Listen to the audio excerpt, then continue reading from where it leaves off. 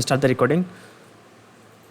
So here we are going to start the effect of exercise on cardiorespiratory endurance, or we can say cardiorespiratory adaptation to long term and short term exercise और physical activity. ठीक है, तो इसमें हम क्या पढ़ेंगे? हम basics cardiovascular system, मतलब हम सर्कुलेटरी सिस्टम के बारे में बेसिक्स नहीं पढ़ेंगे, इतना तो सबको क्लियर होगा. रेस्पिरेटरी सिस्टम, सर्कुलेटरी सिस्टम, इसमें पढ़ने के लिए बहुत कुछ है. To the point, to the main topic, है ना. तो इसमें हम क्या पढ़ेंगे कि क्या एक्सरसाइज की वजह से क्या क्या चेंजेस आते हैं हमारी बॉडी के ऊपर, क्या एक्यूट और क्रोनिक रिस्पॉन्सेज हैं एक्सरसाइज के. तो ये सारी चीज़ें हम पढ़ेंगे डिटेल में. डिफरेंट टाइप ऑफ एक्सरसाइज करने से क्या चेंजेस आता है. And I hope this will be very interesting chapter. आपको पढ़ने में मज़ा आएगा बहुत. ओके, टाइम की चिंता मत करना, इससे इम्पोर्टेंट आपके पास और दूसरा कुछ काम नहीं होगा मेरे को लगता है, टास्क. तो don't worry about the time. Sometimes अगर टाइम ज़्यादा होता है क्लास का तो पेशेंस बना के पढ़ते रहिए, क्योंकि इसको छोड़ के मेरे को नहीं लगता कुछ और इम्पोर्टेंट है आपके लिए. Right, so let's start.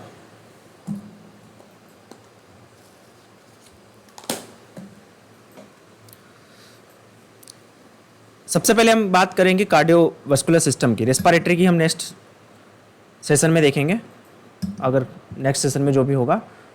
आज हम स्टार्ट करते हैं कार्डियो रेस्पिरेटरी वाला. ये सारी बेसिक्स चीज़ें हैं, ये सब क्लियर है सबको. सर्कुलेटरी सिस्टम का बेसिक्स क्लियर है सबको. मैं थोड़ा सा ब्रीफ कर देता हूँ विथिन 5 मिनट. 5 मिनट में इसको मैं ब्रीफ कर देता हूँ छोटा सा. ये है चेम्बर्स ऑफ हार्ट. 4 चेम्बर है, यहाँ से ब्लड का फ्लो होता है. दिस इज अ वेंट्रिकल, ये वेंट्रिकल है, ये ऑरिकल है ऊपर के, है ना. आर्ट्रियम बोल सकते हैं इसको हम. ये लेफ्ट वेंट्रिकल, ये लेफ्ट आर्ट्रिकल, आर्ट्रियम.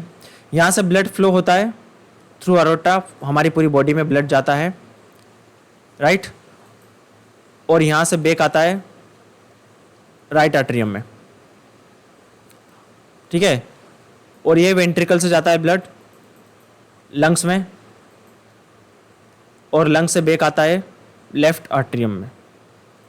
तो ये पल्मोनरी सर्कुलेशन है, ये सिस्टमेटिक सर्कुलेशन है ना. ये आर्ट्रियोज आरोट्रा है, उसके बाद में जाके आर्टरीज होगी, फिर आर्ट्रियोल्स होगा. आर्ट्रियोल्स और ज़्यादा छोटी ब्लड वेसल्स होगी, इसको बोलेंगे आर्ट्रियोल्स. फिर यहाँ पे कैपिलरीज है ना, ये कैपिलरीज है. फिर वेन्यूल्स आ जाएगा, फिर वेन आ जाएगी, है ना. और ये यहाँ से एंटर कर जाएगा सुपेरियर और इन्फेरियर वेन से, वेना केवा. तो ये बेसिक्स था. I hope this is clear to all,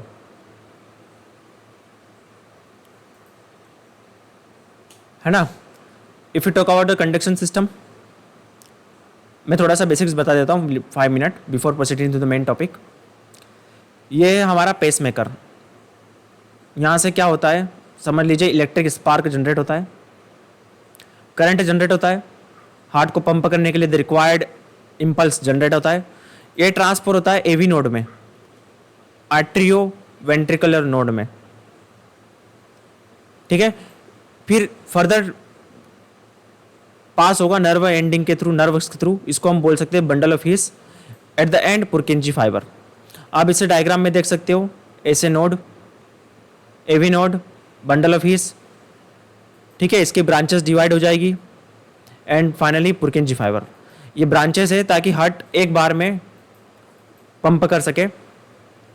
ऐसे नोड से एवी नोड तक आने में इंपल्स डिले होता है 0.13 सेकेंड के लिए. कितना डिले होता है? 0.13 सेकेंड से डिले होता है ऐसे नोड से एवी नोड तक आने में. ये डिले इतना इंपॉर्टेंट है क्योंकि ब्लड एक डायरेक्शन में जा सके, ऊपर से नीचे तक की ब्लड आ सके. अगर आर्ट्रियम और वेंट्रिकल एक साथ पंप करेंगे तो ब्लड की फ्लो को एक डायरेक्शन नहीं मिलेगी. ठीक है, तो यह हमारा है कंडक्शन सिस्टम. अब हमारा जो हार्ट है, इंट्रांसिक और एक्सट्रांसिक कंट्रोल से थ्रू कंट्रोल होता है.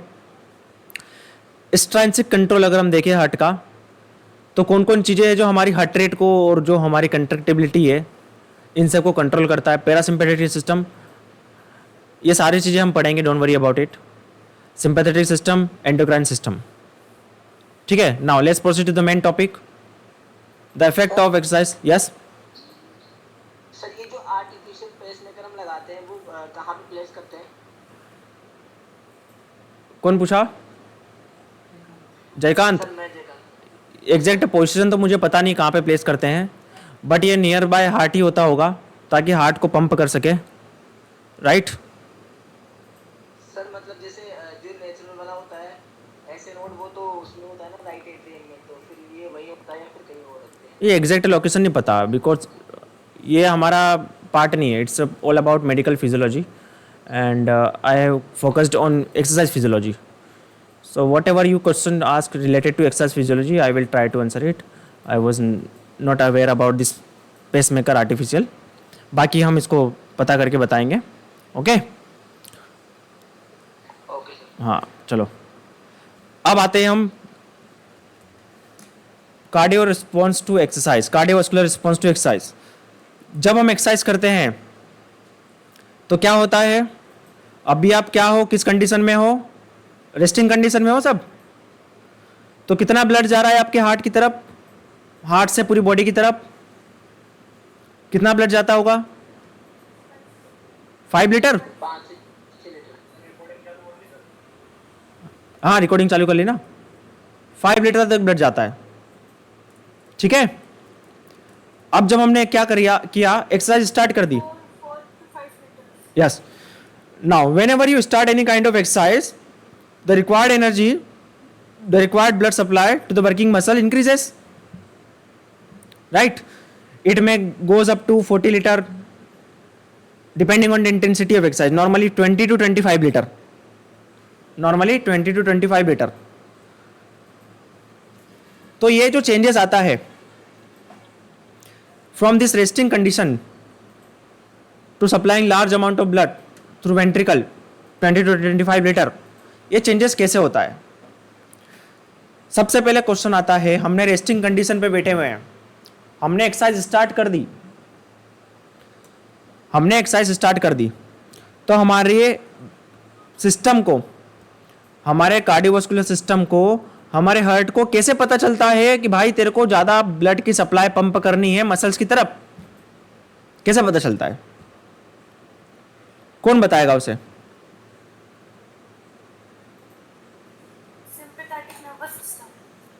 उसके पहले भी कोई और है जो बताएगा?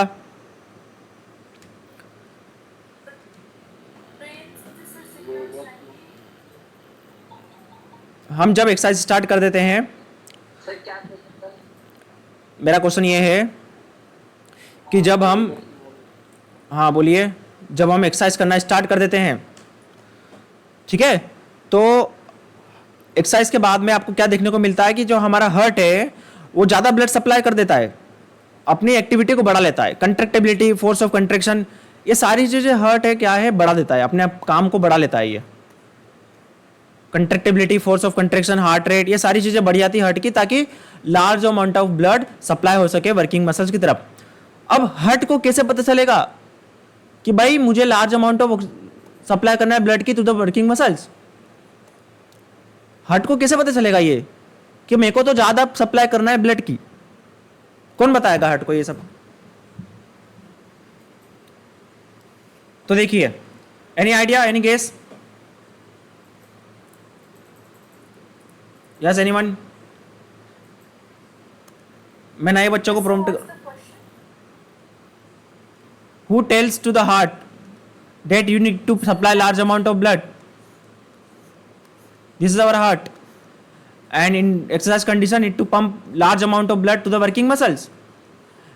So someone is there who tells the heart that beta you have to supply large amount of blood. yes, sympathetic nervous system, right? But sympathetic nervous system को कैसे पता चलेगा?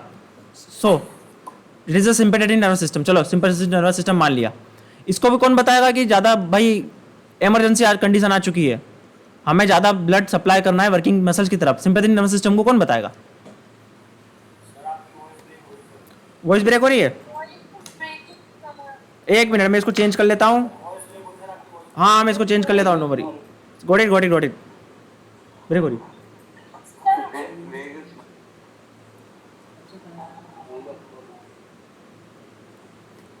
एक मिनट बच्चों।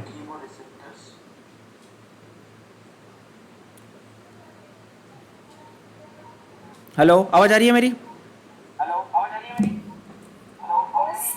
हाँ ठीक है, अभी आ रही ना आवाज? हाँ ठीक है। तो देखो क्या होता है जब हम एक्सरसाइज करते हैं। मैं ये जो प्रॉम्प्ट दे रहा हूँ क्वेश्चंस का, ज़्यादातर जो नए बच्चे हैं वो ट्राई करिए, अपने दिमाग पे प्रेशर डालिए, ठीक है। और जो भी पुराने बच्चे जैसे अक्षय हो गया है ना, वो थोड़ा सा नए बच्चों को आंसर देने का टाइम दे, ताकि उनके दिमाग में एक प्रॉम्प्ट आ सके और वो थोड़ा सा गेस कर सके क्या हो सकता है, ठीक है। तो चलो, when we do any exercise, when we do any kind of exercise, क्या होता है?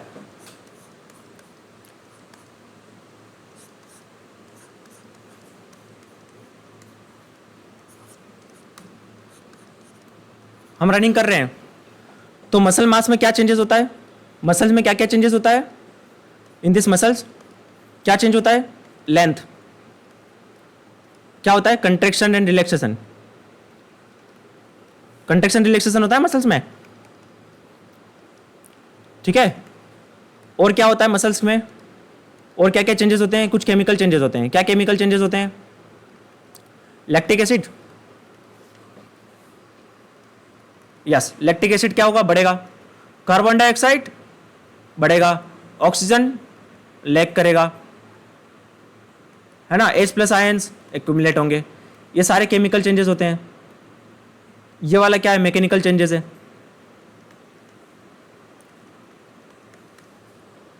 ये क्या है? मैकेनिकल चेंजेस है। तो ये सारे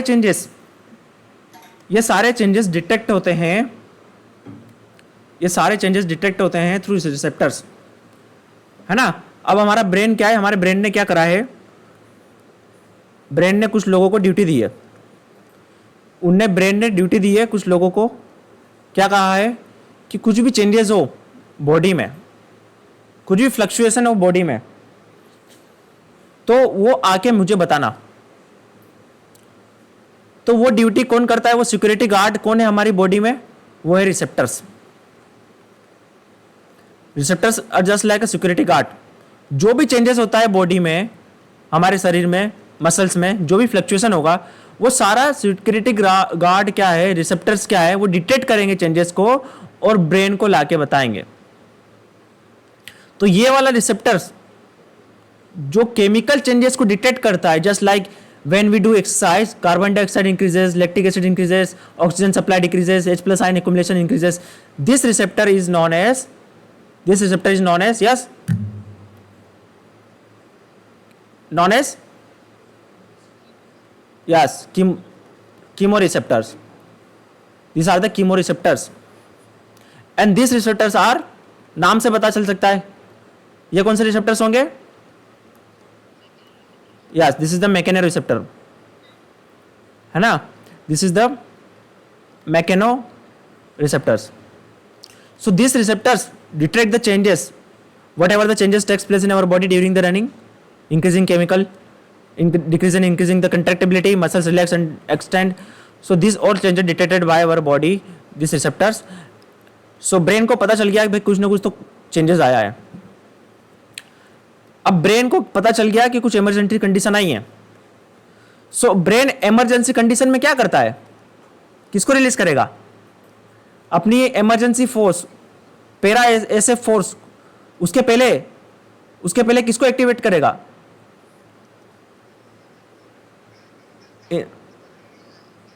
नहीं, आपने कौन से नर्वस सिस्टम को एक्टिवेट करेगा?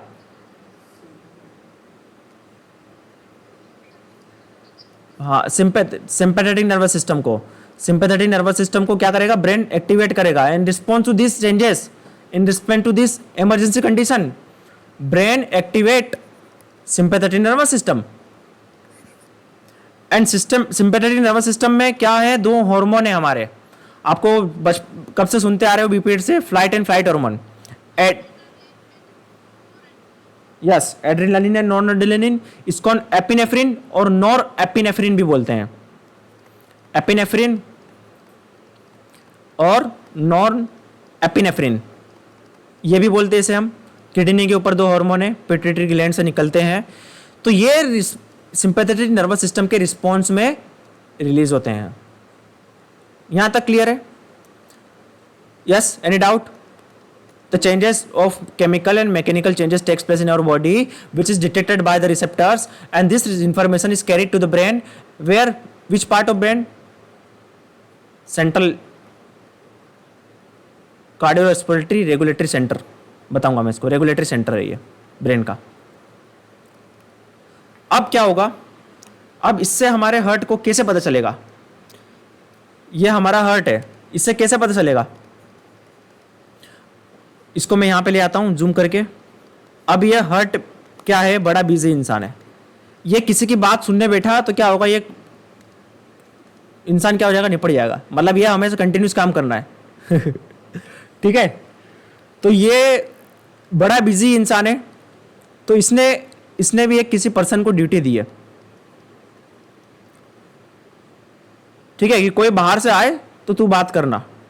तो यहां पे दोनों आएंगे, हमारे एपिनेफ्रिन आएंगे, एपिनेफ्रिन आएंगे, ये बोलेंगे इसको बोलेंगे कि हार्ट को बताओ, हार्ट को बोलो कि तुम्हें ज्यादा ऑक्सीजन की सप्लाई करनी है। कहां पे सप्लाई करनी है? मसल्स की तरफ, ठीक है? तो इसका नाम क्या है? इसका नाम क्या है? जो इंफॉर्मेशन को रिसीव करेगा regarding increasing the heart rate, increasing, जिनका नाम क्या है? Beta receptor.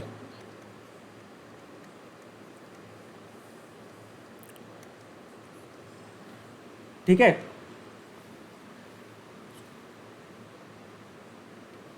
इसका नाम है बीटा रिसेप्टर। ये क्या है? एपिनेफ्रिन आएंगे, बीटा रिसेप्टर को बोलेंगे join with beta receptor, epinephrine join with beta receptor, and in response to this हमारा क्या होता है? हार्ट क्या करता है? कंट्रैक्टिबिलिटी बढ़ा लेगा, फोर्स ऑफ कंट्रैक्शन बढ़ाएगा, कार्डियक आउटपुट बढ़ जाएगा। स्ट्रोक वॉल्यूम और कार्डियक आउटपुट बढ़ने के, स्ट्रोक वॉल्यूम और हार्ट रेट के बढ़ने की वजह से कार्डियक आउटपुट भी बढ़ जाएगा। ऐसे होता है एक्टिवेट हमारा हार्ट, ठीक है? So this is known as central command theory, this all known as central command theory. इसे हम क्या बोलेंगे? Central command theory. This is the beta receptor, है ना? अब देखो, आपको समझ में आ गया, रिसेप्टर से इंफॉर्मेशन गई सेंट्रल कमांड से रेगुलेटरी सेंटर की तरफ, सिंपैथेटिक नर्वस सिस्टम एक्टिवेट हुआ। सिंपैथेटिक नर्वस सिस्टम एक्टिवेट होने से एपिनेफ्रिन और नॉन एपिनेफ्रिन रिलीज हुआ, और इन्होंने जाके बीटा रिसेप्टर से कम्युनिकेट किया। उसके रिस्पॉन्स में heart rate, stroke volume, cardiac output बढ़ गए। इसका फ्लो चार्ट बना लो नॉर्मल सा, कॉपी पेन लीजिए, मैं इधर लिखते जा रहा हूं, वो चीज आपको करना है। रिसेप्टर, ब्रेन, ये रिसेप्टर आपको पता ही है कौन से वाले, मैकेनो रिसेप्टर, स्क्रीनशॉट ले लो इसका, और कीमो रिसेप्टर, ठीक है? ब्रेन तक जाएंगे, ब्रेन के बाद में सिंपैथेटिक नर्वस सिस्टम एक्टिवेट होगा। सिंपैथेटिक नर्वस सिस्टम एक्टिवेट होगा तो क्या रिलीज होगा? एपिनेफ्रिन,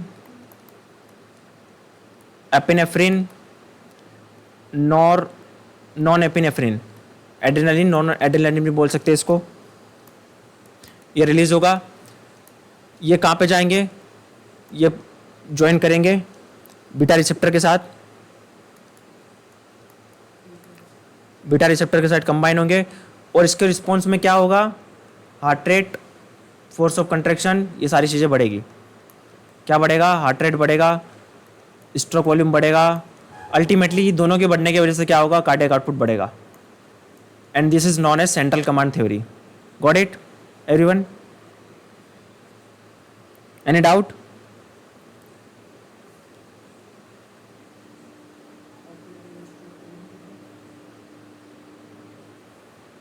जयकांत क्लियर है? नीरज, जयकांत, ब्रिजेश, कमलेश, अतुल, श्रुति,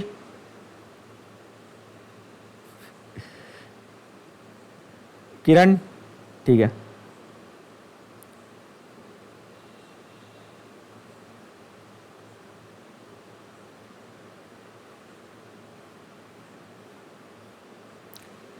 this is central command theory. लिख लिया सबने? जिसका हो गया प्रेस लाइक बताओ, समझ में आ जाएगा मुझे। लिख लिया?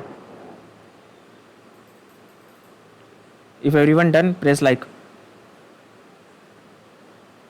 ओके फाइन, आगे बढ़ते हैं।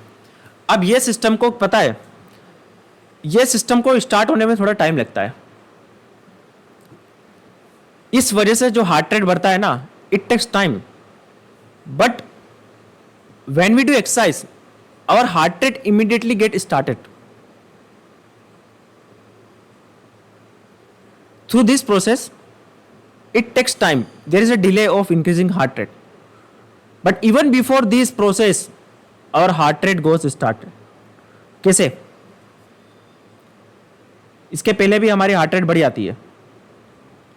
जो पिछली बार के बैच वाले हैं वो नहीं बोलेंगे, नए बैच वाले बोलिए, थोड़ा सा उनको प्रॉम्प्ट मिलेगा तो थोड़ा दिमाग लगाएंगे तो लर्निंग अच्छी होगी। यस, हार्ट रेट तुरंत बढ़ जाएगी हमारी। ये प्रोसेस से पहले ही हमारी हार्ट रेट बढ़ जाएगी। कैसे बढ़ेगी हार्ट रेट? Any idea?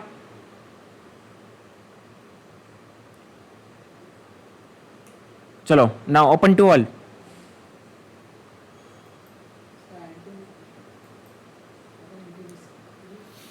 चलो ये हो गया, चलो आगे बढ़ते हैं। देखो एक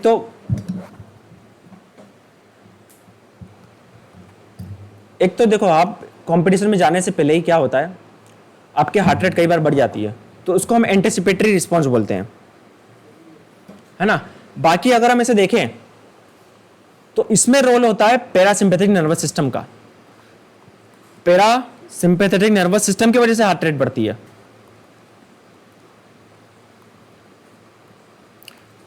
पैरासिम्पैथिक नर्वस सिस्टम, हाँ बोलिए।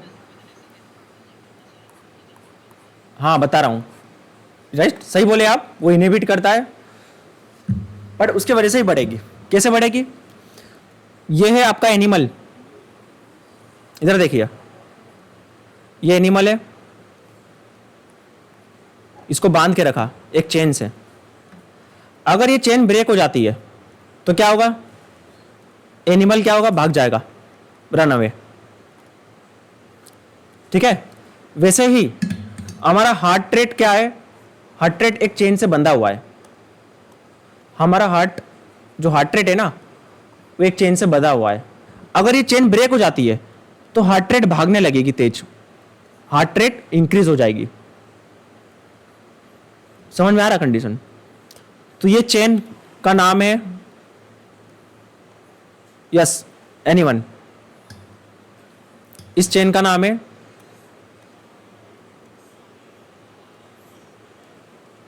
नहीं, इसका चेन का नाम है ओपन टू ऑल।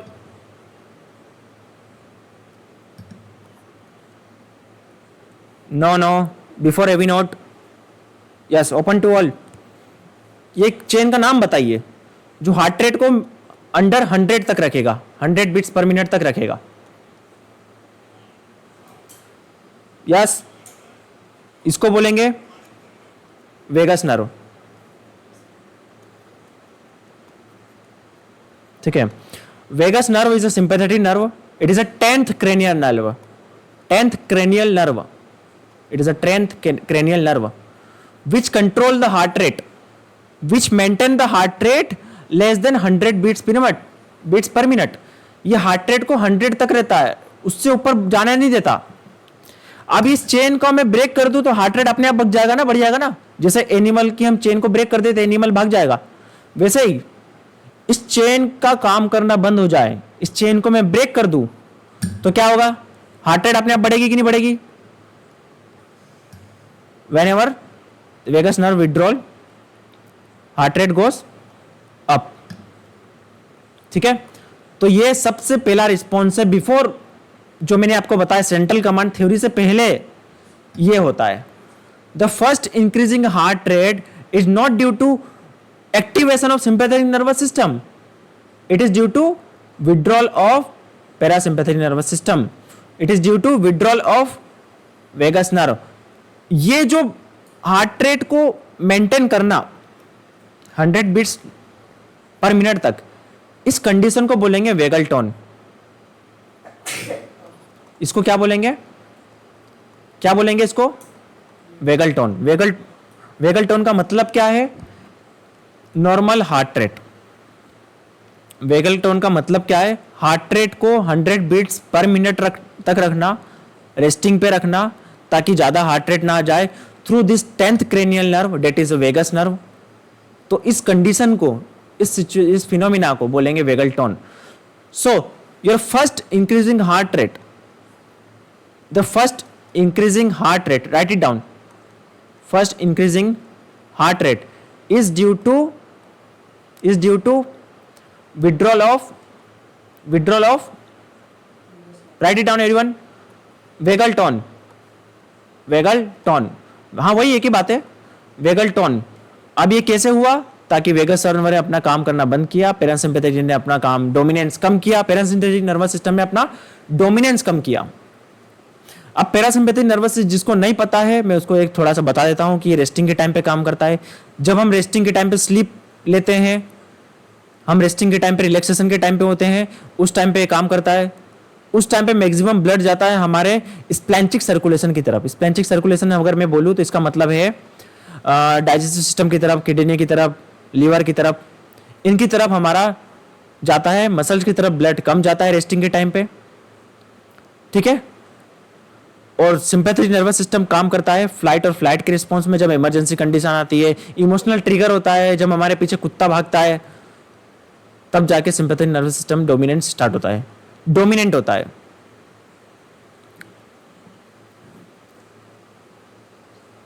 स्प्लेंचिक सर्कुलेशन, नहीं स्प्लेंचिक नहीं, स्प्लेन, इसका मैं बताऊंगा इसको लिटरेचर में स्पेलिंग, स्प्लेनिक सर्कुलेशन, हाँ स्प्लेनिक सर्कुलेशन इसको बोलते हैं, ठीक है। इसके स्पेलिंग देख के बताऊंगा मैं, इसमें स्पेलिंग मेरे को गड़बड़ लग रही है। यहां तक क्लियर है? यस, कुमार, अन्नू, किरण, पलक, बास, दोर्थी, क्लियर है? हाँ ठीक है। तो ये आपको क्या, ये इसका लिख लिया सबने, ये लिख लिया, डायग्राम बना लिया ये, ठीक है। आगे चलते हैं। तो आपको समझ में आ गया कि कैसे हमारा हार्ट रेट बढ़ता है, कैसे बढ़ता है, वेगल टोन को कम होने की वजह से, है ना। चलो आगे बढ़ते हैं, और वरना फ्लो में और कहीं निकल जाएंगे हम। हार्ट रेट, ये जैसे मैंने आपको बताया था, ठीक है।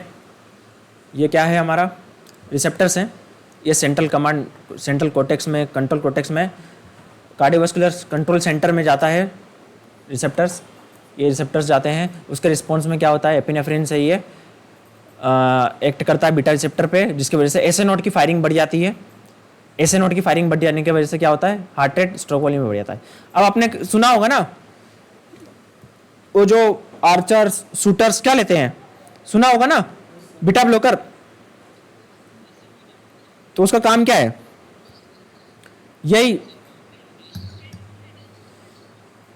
कंसंट्रेशन बढ़ा देता है, काय का। हाँ तो देखो, बीटा ब्लॉकर का काम कुछ नहीं है। बीटा ब्लॉकर क्या करता है, बीटा एड्रेनर्जिक रिसेप्टर को ब्लॉक कर देता है।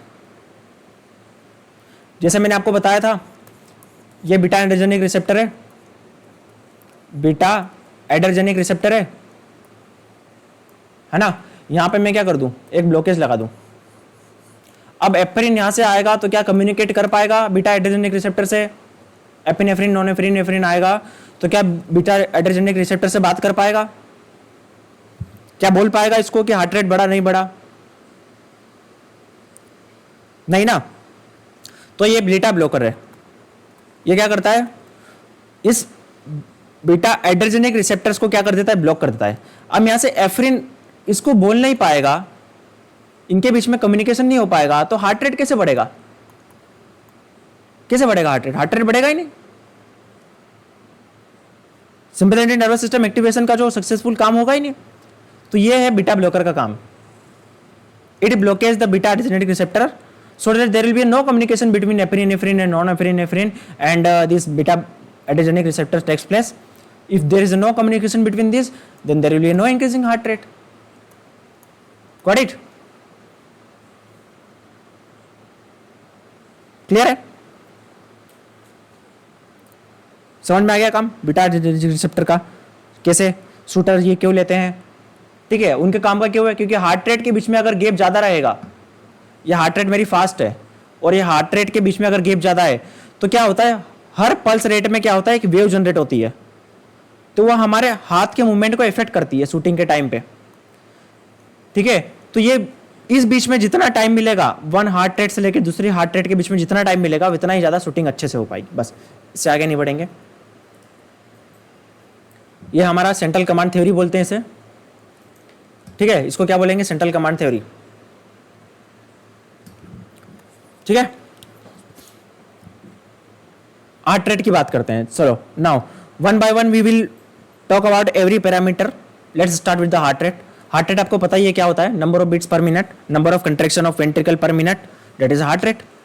रेस्टिंग हार्ट रेट हमारा होता है 60, 70, 75 depending on the fitness. Elite athlete का resting heart rate 40 beats per minute तक रिपोर्ट किया गया है, मतलब बहुत कम होता है resting heart rate. Elite athletes का रेस्टिंग हार्ट रेट बहुत कम होता है, इसका रीजन हम जानेंगे क्या होता है। लो हार्ट रेट को क्या बोलते हैं, एक टर्म है, लो हार्ट रेट को क्या बोलते हैं, यस ब्रेडिकार्डिया। और हाँ वेरी गुड, किसका ये एक्स्ट्रा बैकग्राउंड नॉइस आता है, अरे टीवी भी बंद करके देखो यार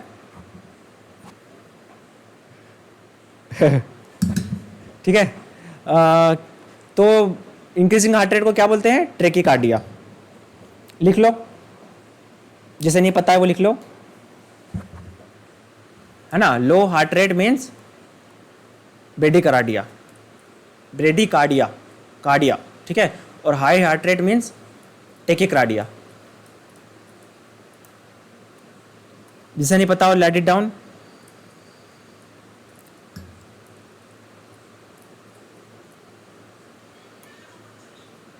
ठीक है, अब देखो जो हार्ट रेट है ये नॉर्मल हार्ट रेट है, ठीक है, ये रेस्टिंग हार्ट रेट है। बिफोर कंपटीशन एक साइकोलॉजिकली हमें लगता है तो इसको बोलते हैं anticipatory response, anticipatory raise in heart rate. मतलब एक साइकोलॉजिकल वजह से, जैसे हम कंपटीशन में जा रहे हैं, माइंड में हम सोच लेते हैं कि हार्ट रेट बढ़ रहा है, तो एक उस वजह से भी हमारा हार्ट रेट बढ़ जाता है ना। उसके बाद में हमारा हार्ट रेट इंक्रीज होगा और एक नॉर्मल इंटेंसिटी गेन करने के बाद जब हमारी स्टेडी स्टेट एक्सरसाइज अचीव कर लेंगे तब हमारा हार्ट रेट प्लेटू हो जाएगा, राइट। एक heart rate particular steady state पे एक्सरसाइज पे, नॉर्मल एक्सरसाइज पे हमने नॉर्मल पेस अचीव कर लिया, हमारा पेस बढ़ रहा है नॉर्मल पेस, उस टाइम पे हमारा हार्ट रेट क्या हो जाएगा, प्लेटू हो जाएगा। हमारा हार्ट रेट अगर रेस्टिंग हार्ट रेट देखें तो आप कहाँ से लेते हो रेस्टिंग हार्ट रेट, एक तो कैरोटाइड आर्टरी है गले में, है ना, गले में कैरोटाइड आर्टरी, यस, ठीक है। और रेडियल आर्टरी है हाथ में, है ना, और एक पैर से भी ले सकते हैं, ठीक है। ये 2-3 साइट है हार्ट रेट लेने की। रात को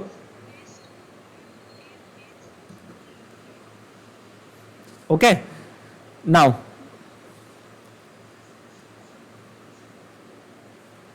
एक मिनट, हाँ इसका मैं ज़रा चेंज कर लूँ, ठीक है।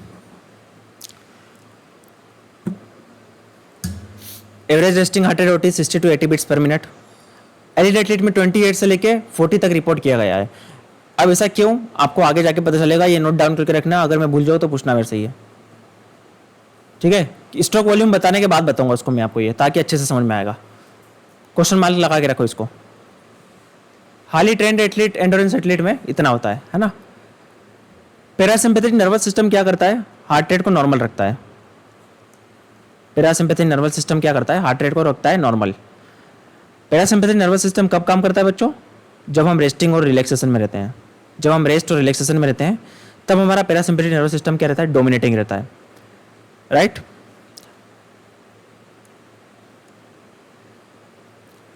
Heart rate change environment, psychological trigger, इन सब की वजह से बदल सकता है। वेगल टोन है ये हमारा, ये रेडियल आर्टरी, यहाँ से हम पल्स रेट ले सकते हैं, है ना। मैं ऊपर की साइड में टच करता हूँ तो ये क्लोज हो जाता है, ठीक है। सारी चीज़ें पढ़ेंगे, डोंट वरी, जस्ट थोड़ा सा बैकग्राउंड समझ लेते हैं, राइट। अब ये जो हमारा हार्ट रेट है ये क्या बता सकता है, ओवर ट्रेनिंग के सिंड्रोम को हम डिटेक्ट कर सकते हैं हार्ट रेट से। सपोज क्या किया हमने, एक्सरसाइज की, ये बिगनर है, कोई बिगनर है, उसने क्या किया, एक पर्टिकुलर इंटेंसिटी पे एक्सरसाइज किया, बोल सकते हैं 5 किलोमीटर पर आवर की स्पीड से एक्सरसाइज की, और उसकी हार्ट रेट हमने नोट डाउन की, कितनी, by chance 160 beats per minute. क्या बोल रहा हूँ मैं कंडीशन, 160 बीट्स पर मिनट की हार्ट रेट से नोट डाउन की, before training 5 kilometre per hour की स्पीड से ट्रेनिंग कर रहा है वो। ये जो भी कोचेस है उनके लिए इंपॉर्टेंट पैरामीटर हो सकता है ठीक है। अब मैंने क्या किया, 4 मंथ या 6 मंथ की ट्रेनिंग की, अब मैं सेम पेस पे एक्सरसाइज करूं 5 किलोमीटर पर आवर की स्पीड से, तो क्या मेरी हार्ट रेट सेम रहेगी,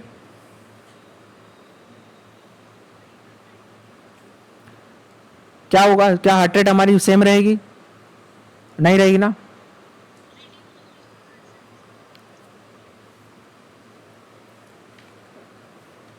ठीक है, तो ये कम हो जाएगी as a part of adaptation. Suppose ये आ चुकी है 140 बीट्स पर मिनट, है ना। Don't go with the parameter, don't go with the number, just see the explanation. 140 beats per minute, ये आ चुका है 140 बीट्स पर मिनट। अब सपोज क्या हुआ, एक बार हमारा हार्ट रेट लो हो चुका है, पर हमने क्या किसी ट्रेनिंग सेशन में नोटिस किया, अगेन हम ये ग्रेडेड एक्सरसाइज की टेस्टिंग कर रहे हैं 5 किलोमीटर पर आवर की स्पीड पे, बट हमारा हार्ट रेट 140 से ऊपर गया। एक बार हमने बेसलाइन अचीव कर ली, एक बार हमने बेसलाइन हार्ट रेट अचीव कर ली, फिर भी हमारा हार्ट रेट गया अबव 140, तो ऐसा क्यों, अनयूजुअल। ये पार्ट हो सकता है ओवर ट्रेनिंग सिंड्रोम का, ठीक है। हमने अचीव कर ली, फिर ये क्यों गया हार्ट रेट हमारा 150, 155, 160, हमने तो एडेप्टेशन अचीव कर लिया ना, तो हमारी हार्ट रेट तो कम आनी चाहिए। तो ये हो सकता है किसी बिना रीजन के, अगर आपका हार्ट रेट बढ़ रहा है तो that can be a symptoms of our training, got it. once you achieve the lower level of heart rate at particular intensity, and again heart rate increases if you do the same intensity exercise after few days, and if you notice that your heart rate is increased from this level, so that may be the symptoms of our training syndrome, okay, got it। अब heart rate की अगर हम देखें तो एक होता है हमारा रेस्टिंग हार्ट रेट, ठीक है। फिर उससे हम अचीव कर लेते हैं मैक्सिमम हार्ट रेट, होता है मैक्सिमम हार्ट रेट, मतलब ये मैक्सिमम कैपेसिटी है, कोई पर्सन वहां तक एक्सरसाइज कर सकता है इस पर्टिकुलर हार्ट रेट तक। इनके बीच के डिफरेंस को बोलते हैं heart rate reserve. Heart, right it down, ये ऐसा डायग्राम बनाइए, हार्ट रेट रिजर्व, ऐसा डायग्राम बनाइए सब।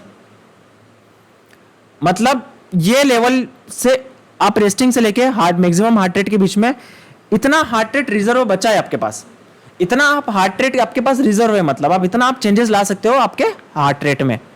तो ये डायग्राम बनाइए, रेस्टिंग हार्ट रेट और मैक्सिमम हार्ट रेट के बीच के डिफरेंस को क्या बोलेंगे हम, from resting heart rate to maximum heart rate reserve. 1 minute पानी पी लूं।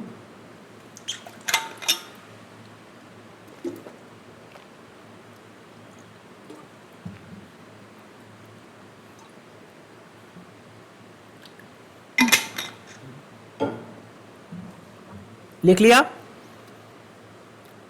अब हार्ट रेट कैसे निकालेंगे हम, हार्ट रेट रिजर्व कैसे निकालेंगे, यस कैसे निकाल सकते हैं बताइए बच्चों।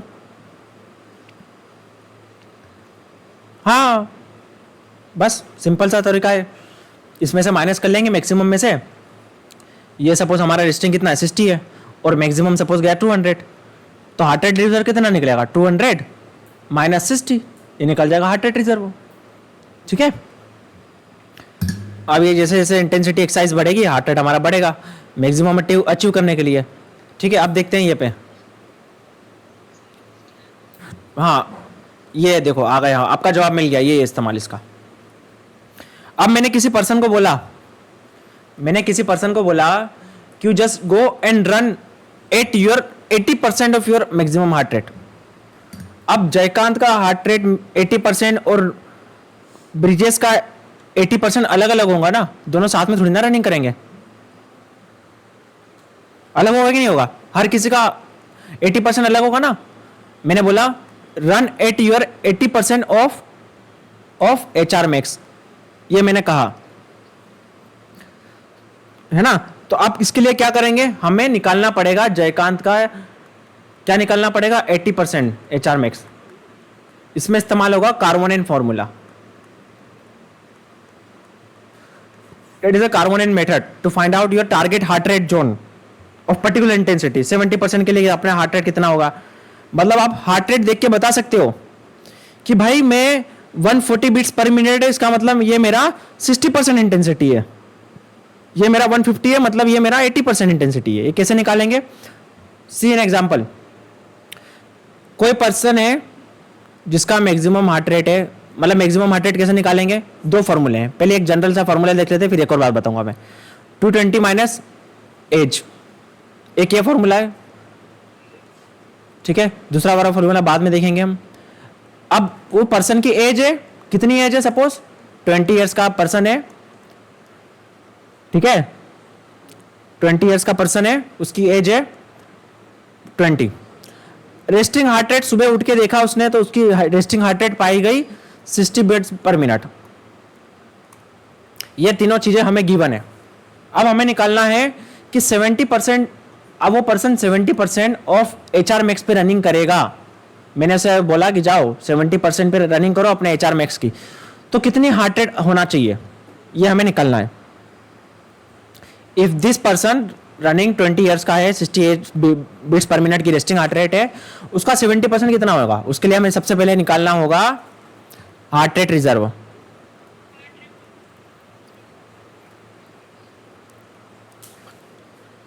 हार्ट रेट रिजर्व निकालना होगा। तो मैंने आपको जैसे बताया था, अब उसकी एज 220, ये मैक्सिमम हार्ट रेट का फॉर्मूला है। उसके पहले हमें निकालना होगा maximum heart rate. 220 minus age कितना निकलेगा, मैक्सिमम हार्ट रेट आ गई 20, 200 बीट्स पर मिनट आ गई है मैक्सिमम हार्ट रेट। ये 2-3 साल पहले यूजीसी नेट के इसमें आया था ये क्वेश्चन, है ना। तो ये निकल गई मैक्सिमम हार्ट रेट, तो हमारे पास मैक्सिमम हार्ट रेट आ गई। तो हार्ट रेट रिजर्व कैसे निकालेंगे, HR max minus HR resting. तो ये HR मैक्स कितना था 200 माइनस 60, कितना आ जाएगा, हार्ट रेट रिजर्व कितना आ जाएगा 140। ये क्या निकल गया HRR। बहुत सिंपल है, ये कोई बड़ी बात नहीं है, ये निकालना सिंपल सा फॉर्मूला है। You after explaining you just right it down. मैं टाइम दूंगा लिखने के लिए, पहले समझने पे ध्यान दीजिए। समझ रहे, समझा मानो, पहले लिखे मत समझ। ये निकल गया हार्ट रेट रिजर्व। अब इसके बाद में हमें निकालना पड़ेगा 70% पे निकालना है। तो 70% पे निकालने के लिए क्या करेंगे, जो भी परसेंटेज निकाल लेंगे उसको डेसिमल में ले लेंगे, 0.7 इंटू HRR ब्रैकेट अंदर bracket plus resting heart rate, resting HR, ठीक है। तो क्या आएगा 0.7 मल्टीप्लाई बाय 140, ये अंडर ब्रैकेट प्लस कितना आएगा 60। तो इसका इंटू करिए 140 इसको 140 को इंटू करिए 0.7 से क्या आएगा, यस एनीवन,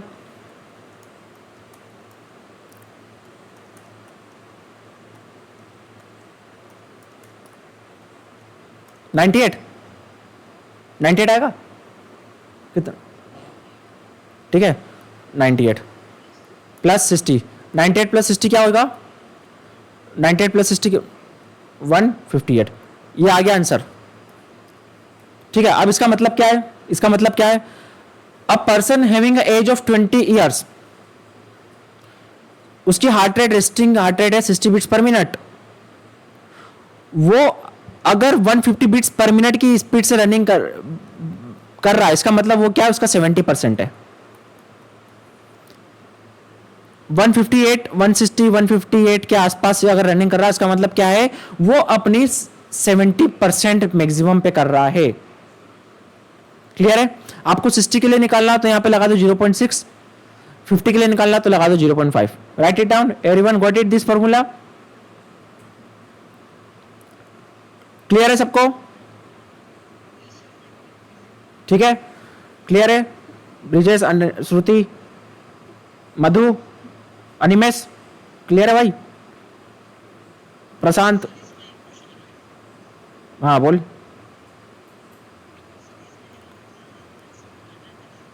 हाँ हाँ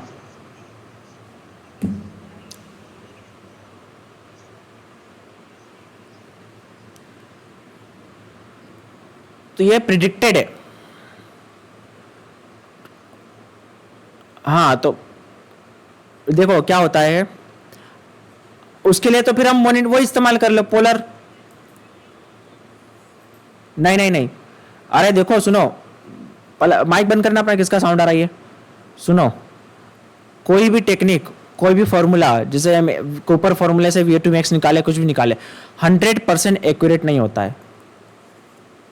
100% कुछ एक्यूरेट नहीं है। Always there is a chances of error. ठीक है, तो यहां पे क्या है, ये प्रिडिक्टेड है, ये प्रिडिक्टेड है। तुम्हारे पास पोलर मशीन नहीं है तो उससे बेटर तुम ये निकाल लो, कुछ नहीं है तो उससे कुछ नहीं से बेटर कुछ तो भी। ठीक है, तो ये क्या है, प्रिडिक्टेड है। वरना भाई जिनके पास नहीं हो तो खरीद लो Polar machine, direct heart rate बता देना, है ना। तो क्या होता है कि ये एक प्रिडिक्टेड कार्बोनेट मेथड है। इसमें भी कई एरर का चांसेस हो सकता है, may be 2%, 3%, 5%, I don't know exact figure, but error होता है। ठीक है, तो ये हार्ट रेट एज के साथ में क्या होता है, जैसे जैसे एज बढ़ती है, एज के साथ में हार्ट रेट कम होती जाती है। राइट, अब ये हम एलिट एथलीट पे रिलाई कर रहे हैं। तो एलिट एथलीट, अगर सपोज हमारे पास में सारे एलिट एथलीट नॉर्मल है, फिट है, या फिर एवरेज एथलीट है जो भी ट्रेनिंग कर रहे हैं, तो उनमें ज्यादा चेंजेस नहीं आएगा आपस में। राइट, यह है तरीका हमारा। इसके लिए एक और फॉर्मूला है हमारे पास में, है ना। तो ये दो तरीके के फॉर्मूले होते हैं, एक ये वाला फॉर्मूला है। अब it's a part of research कि कौन सा फॉर्मूला बेटर है। राइट, अल्टीमेटली फाइनली इसको ये वाले फॉर्मूले को बेटर बताया गया है ना। इसमें जो एज का जो चेंजेस आता है उसको इंक्लूड किया गया है। ठीक है, तो ये वाला फॉर्मूला लगा के देख सकते हो, एग्जाम में आएगा तो आप एक बार ये वाला, सबसे पहले ये वाला फॉर्मूला लगा के देखना, है ना। उसमें नॉर्मली दे दिया जाएगा आपको, गिवन रहेगा ये चीज़, तो उसमें घबराने की बात नहीं है। HR मैक्स आपको गिवन रहेगा, आपको बस इतना निकालना पड़ेगा। ठीक है, तो ये है हमारा, मैं PDF शेयर कर दूंगा आपको। आगे बढ़ते हैं हम। This is the method of finding out your target heart rate. अब आते हैं हम स्ट्रोक वॉल्यूम की तरफ। अब आपको माइंड में ये ध्यान रखना है कि आपको क्या क्वेश्चन पूछना है कि एलिट एथलीट का इतना कम क्यों है ना, याद रखना। स्ट्रोक वॉल्यूम का थोड़ा सा बेसिक्स इंफॉर्मेशन जान लेते हैं, फिर एप्लीकेशन पढ़ेंगे इसका एक्सरसाइज में। इसमें बहुत कुछ है पढ़ने के लिए। ये डेटा देख लो, आपके सामने है ना। स्ट्रोक वॉल्यूम क्या होता है, सिंगल बीट में कितना ब्लड पंप हो रहा है from your ventricle, from your heart. In a single beat amount of blood pump by your heart is known as stroke volume. Book इस लैंग्वेज में कुछ भी बोल सकते हो आप इसको, इजुकुलेशन बोल सकते हो पंप को, है ना। कंट्रैक्शन ऑफ वेंट्रिकल के थ्रू ये होता है। अब रेस्टिंग देखिए, ये रेस्टिंग कंडीशन में देखिए, अनट्रेंड पर्सन की, ट्रेंड पर्सन और एलिट एथलीट में। अनट्रेंड में 50 to 70 होता है। ये क्यों होता है और इसमें इतना ज़्यादा क्यों है, ये हम देखेंगे आगे जाके। मैक्सिमम स्ट्रोक वॉल्यूम इतना ज़्यादा क्यों अचीव हो जाता है एलाइट एथलीट्स में, इसका भी आंसर आपको मिलेगा आगे जाके। बस अभी के लिए फिगर नोट डाउन कर लीजिए, नोट डाउन मत करिए, मैं तो आपको दे दूंगा, इसमें नोट डाउन करने की जरूरत नहीं है। तो स्ट्रोक वॉल्यूम आपको क्लियर है क्या होता है स्ट्रोक वॉल्यूम? एक सिंगल बीट में कितना हमारा वेंट्रिकल ब्लड को पंप कर रहा है, वो होता है स्ट्रोक वॉल्यूम। जैसे जैसे हम एक्सरसाइज स्टार्ट करते हैं, स्ट्रोक वॉल्यूम के आगे बढ़ने से पहले हम कुछ और टर्मिनोलॉजीज देख लेते हैं अब एक्सरसाइज एप्लीकेशन के पहले। थोड़ा सा बेसिक्स और देख लेते हैं स्ट्रोक वॉल्यूम के बारे में। दिस इज अवर हार्ट, ये है डायस्टोल फेस, डायस्टोल फेस है। इस टाइम पे क्या होता है बच्चों, डायस्टोल फेस पे क्या होता है, heart get relax and during this relaxation refilling of heart takes place, refilling of blood, refilling of blood takes place during diastole phase। Heart हमारा रिलैक्स होता है।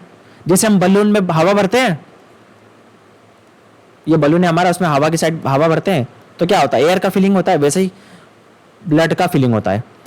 Eight the end of this phase, ये जब phase and हो जाता है तो हमारे हार्ट के चेंबर में क्या मिलता है, हमें ब्लड मिलता है। ठीक है, क्या मिलेगा हार्ट के चेंबर में, रिफिल्ड ब्लड मिलेगा ना। तो इसको बोलेंगे हम eight the end of this diastole the amount of blood filled with our ventricle, the ventricle filled with blood, that is called and diastolic volume, and diastolic volume. ठीक है, अब ये एंड डायस्टोलिक वॉल्यूम हमने achieve कर लिया। अब क्या होगा, हार्ट का क्या होगा, कंट्रैक्शन होगा। नाउ हार्ट का क्या होगा, कंट्रैक्शन होगा। छोटा बनाना था, बड़ा बना दिया मैंने इसको। तो क्या होगा, ब्लड क्या निकलेगा, बाहर निकलेगा, है ना। तो ये कंट्रैक्शन स्टेट को क्या बोलेंगे हम बच्चों, सिस्टोल, सिस्टोल, सिस्टोलिक फेस, इसको क्या बोलेंगे, सिस्टोलिक फ्लेट। और ये आफ्टर कंट्रैक्शन क्या होगा, आफ्टर कंट्रैक्शन क्या होगा, हार्ट से सारा ब्लड बाहर आ जाएगा।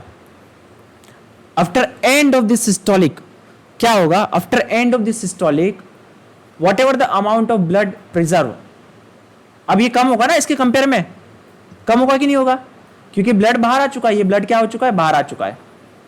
Eight the end of systolic what ever the amount of blood remaining in your blood in your heart is called and systolic, and systolic volume. तो आपको एंड डायस्टोलिक वॉल्यूम और and systolic volume clear है, and systolic volume और and diastolic volume clear है। इसका screenshot ले लो, ऐसे ऐसे डायग्राम रोज नहीं बनते हैं, स्क्रीनशॉट ले लो। क्लियर है आपको क्या होता है, डायस्टोलिक के टाइम पे रिफिलिंग होता है, और रिफिलिंग होने के बाद, रिफिलिंग होने के बाद में क्या है, हमारा ब्लड ये क्या हो जाता है, हार्ट रिफिल हो जाता है पूरा। तो जो अमाउंट ऑफ ब्लड बचेगा उसको क्या बोलेंगे, एंड डायस्टोलिक वॉल्यूम। डायस्टोल के एंड में, डायस्टोल मतलब रिफिलिंग फेज, तो हमारी क्या है, हार्ट भर चुका है। क्लियर है सबको। और फिर आएगा हमारा contraction phase, systolic phase, systolic phase आएगा, उसके बाद में क्या आएगा, सिस्टोलिक एंड सिस्टोलिक वॉल्यूम। मतलब जो ब्लड को पंप करने के बाद में जो बचा हुआ ब्लड है हमारे हार्ट में, उस बचे हुए ब्लड को हम क्या बोलेंगे, end systolic volume. Got it, it is clear to all. Take this screenshot, screenshot ले लो इसका। सबको क्लियर है, अनु, श्रुति, देवी, नीरज, किसजीत, खुशबू, निशांत, निशांत समझ में आ रहा है भाई, बाउंस तो नहीं जा रहा ना। अमन, रूपांशी समझ में आ रहा है, रूपांशी, चाउबा,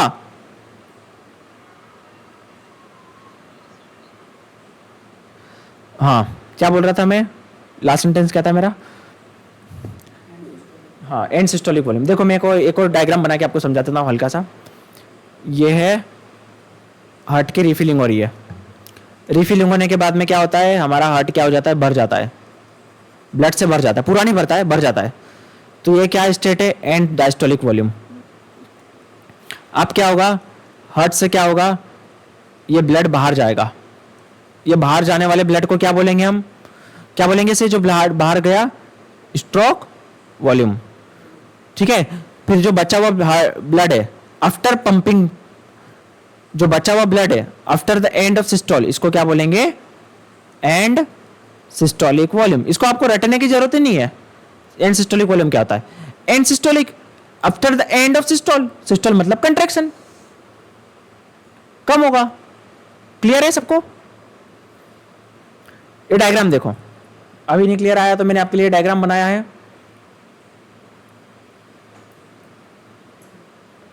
ये डायग्राम देखो,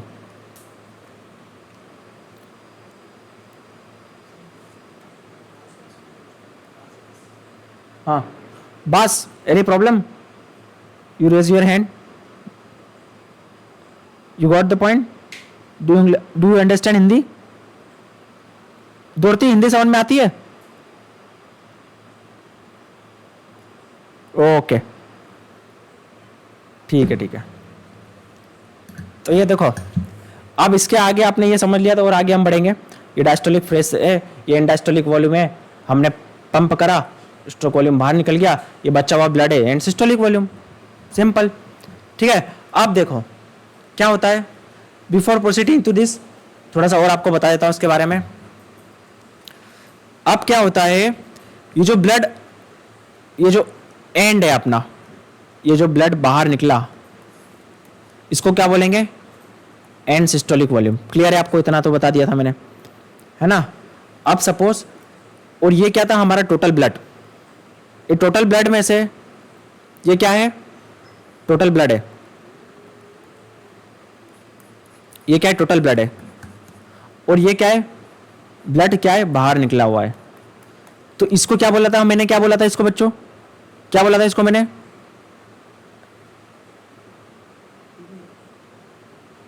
इसको क्या बोला था मैंने? इस टोटल ब्लड को बिफोर पंपिंग, बिफोर कंट्रैक्शन, क्या बोला था इसको मैंने? End diastolic volume. हाँ, नाउ सी द कंडीशन। अब मैंने क्या किया, सपोज कि stroke volume divide by end diastolic volume, ये जो टोटल ब्लड है, क्या था? ये टोटल था ना बिफोर पंप, और ये कितना ब्लड है? ये पंप किया हुआ ब्लड है, ये पंप जो बाहर निकला, इंटू 100, इसका मैं निकाल लूंगा परसेंटेज की कितना टोटल में से कितना ब्लड निकला। ये टोटल है, उसमें से कितना ब्लड बाहर निकला, तो इसको क्या बोलूंगा मैं? Ejection fraction. इसको क्या बोलूंगा मैं? Ejection fraction. तो इजेक्शन फ्रैक्शन क्या होता है?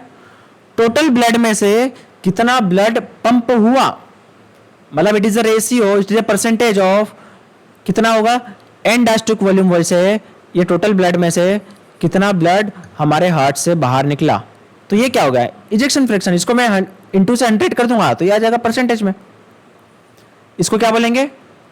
Ejection fraction. क्लियर है? इजेक्शन फ्रैक्शन समझ में आया सबको?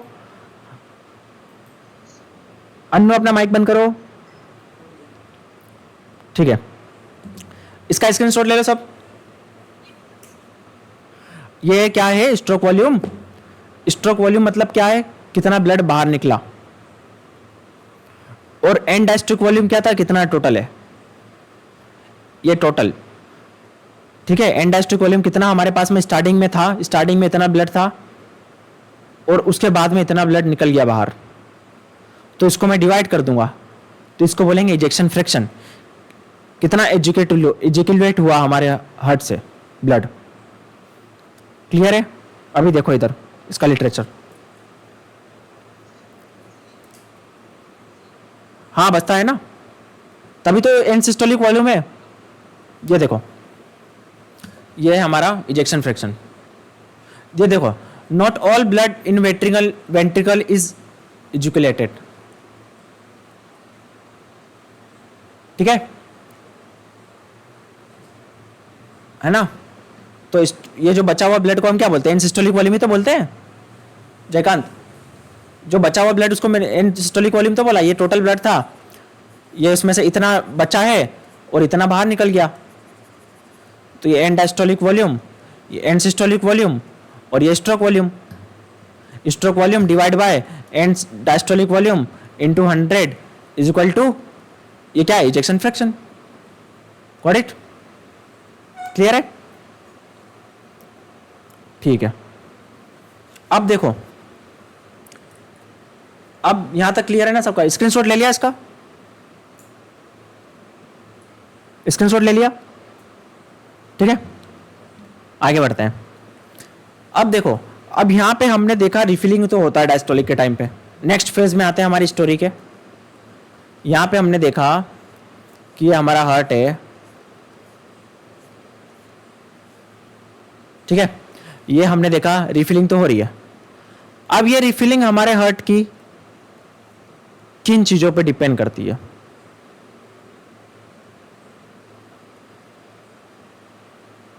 रिफिलिंग किन चीजों पे डिपेंड करती है? ये क्वेश्चन मार्क है। रिफिलिंग देखने से पहले, ये देखने से पहले हम चले जाते हैं हमारा स्ट्रोक वॉल्यूम किन चीजों पे डिपेंड करता है।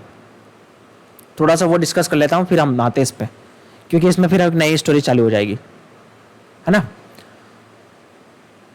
तो स्ट्रोक वॉल्यूम हमारा किन चीजों पे डिपेंड करता है? अब इमेजिन करिए आपके हाथ में क्या है? एक बलून है। आपके हाथ में क्या है? एक बलून है। उसमें भरा हुआ है क्या? पानी।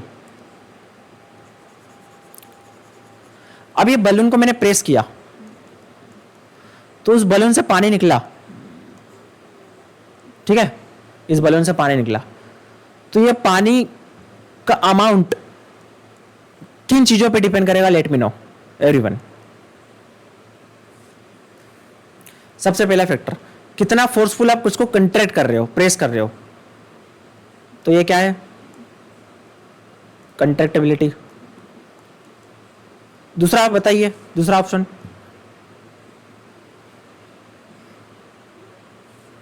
अरे थोड़ा सा सिंपल लैंग्वेज में आओ भाई, सिंपल लैंग्वेज में आओ भाई, जाएंगे अपन साइंटिफिक पे। ये बलून की बात कर रहे हैं ना अपन, तो सिंपल लैंग्वेज में आओ।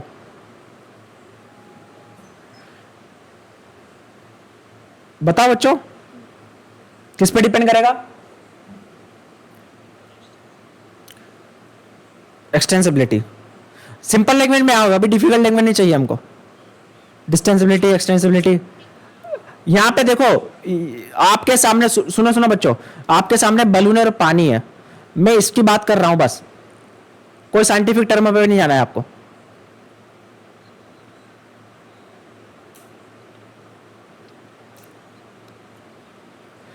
आ रहा जाए कहां? वापस हार्ट पे चले गया तू?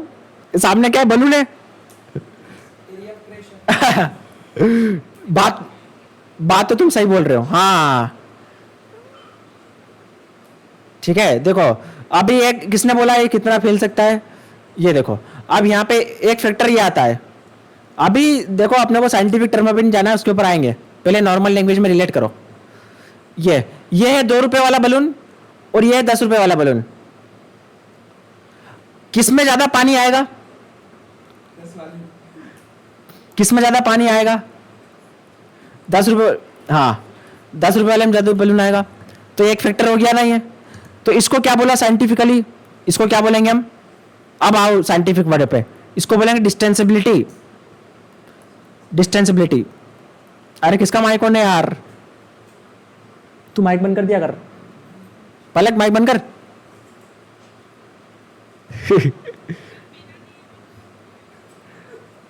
बस बस बस कर ले भाई। ठीक है। तो ये क्या है? डिस्टेंसिबिलिटी, कितना फैलता है बलून। तो ये 2 रुपए वाला बलून है। तो ये दो रुपए वाला बलून पता है किसका है? ये है आलसी पर्सन का, सेडेंट्री पर्सन का, जो बैठे रहता है, खाते पीता है और आराम से सोता है, कोई वर्कआउट नहीं करता है। और ये 10 रुपए वाला बलून पता है किसका है? ये एलाइट एंडोरेंस एथलीट का है। ठीक है। तो ज्यादा बैलून फैलेगा तो ज्यादा ब्लड आएगा। That is a distensibility means the amount, the area, और वी कैन से द कितना ब्लड, इंग्लिश में कैसे बोले इसको? The extension of this ventricle. Okay, the limitation of extension of this ventricle, कितना ज्यादा एक्सटेंड होगा उतना ही ब्लड आएगा। अब नेक्स्ट है हमारा, अब ये बलून क्या इलास्टिक है ना, ठीक है। तो अब एक और फैक्टर क्या है यहाँ पे, कितना पानी इसमें इकट्ठा हुआ उसके ऊपर डिपेंड करेगा ना। अगर वाटर इतना सा है और एक बलून में वाटर ज्यादा है तो इसको प्रेस करेंगे तो ज़्यादा पानी निकलेगा बाहर। तो इसको क्या बोलेंगे, क्या बोलेंगे हम इसको, अब बोलो साइंटिफिक वाले बोलो, क्या बोलेंगे इसको,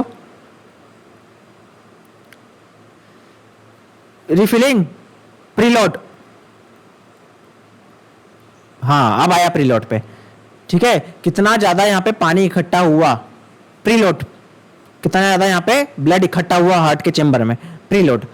एक और क्या आएगा यहाँ पे, एक और फैक्टर क्या आएगा यहाँ पे, अब देखो सुनो, अभी मत बोलना, ठीक है, मैं बता रहा हूं इसका, पहले ये स्क्रीनशॉट ले लो इसका, ऑफ करो। अब देखो यहां पे मेरे पास में एक चेंबर है,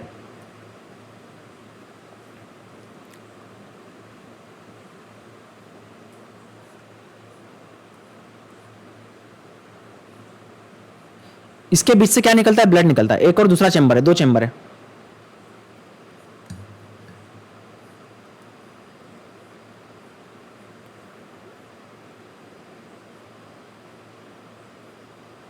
ठीक है, अब इन दोनों के बीच से क्या निकल रहा है, यहाँ पे कुछ वाटर वाटर टैंक वगैरह कुछ भी पड़ रहे हैं और यहाँ से निकल रहा है ब्लड।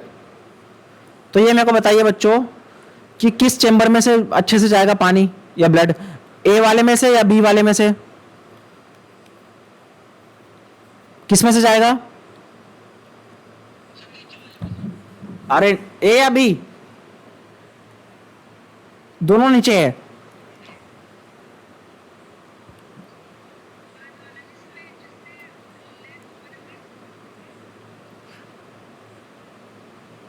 अरे अरे ये देखो ये वाला पार्ट ए वाले में जाएगा यार, बी वाले में कैसे जाएगा, इसका डायमीटर देखो ये बड़ा है और इसका डायमीटर छोटा है, तो इजीली इसमें से फ्लो होगा ना ब्लड। मैं इस पार्ट की बात कर रहा हूं स्पेशली, ए वाले में से। तो ये क्या है, ये है after load, this factor is after load, ठीक है। ये चार फैक्टर आपको समझ में आए, इन चार फैक्टर के ऊपर आपका स्ट्रोक वॉल्यूम डिसाइड करेगा। इसका स्क्रीनशॉट ले लो पहले, फिर हम डिस्कस करेंगे एक करके। तो आपको चार फैक्टर समझ में आए जिस पे आपका स्ट्रोक वॉल्यूम रिलाई करेगा, आफ्टर लोड, कंट्रैक्टिबिलिटी, डिस्टेंसिबिलिटी, प्रीलोड। क्लियर है यहां तक, स्क्रीनशॉट ले लिया, चलो।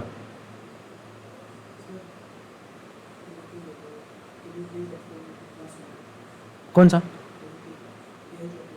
हाँ देखो, तो ये हमारे फैक्टर्स हैं।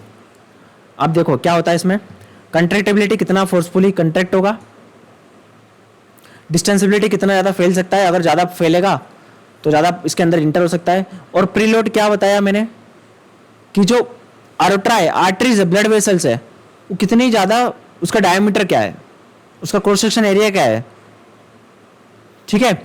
तो ये डिसाइड करेगा पेरिफेरल रेसिस्टेंस के ऊपर। इसको लिखो बच्चों, मैं एक एक करके सब कुछ एक्सप्लेन करूंगा, डोंट वरी। पेरिफेरल रेसिस्टेंस,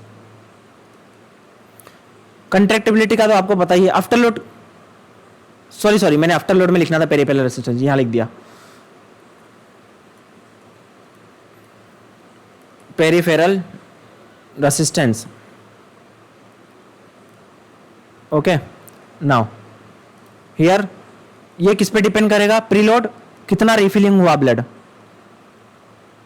और रिफिलिंग किसके ऊपर डिपेंड करेगा, रिफिलिंग डिपेंड करेगा muscles pump, everyone write it down this flow chart, muscles pump and respiratory pump.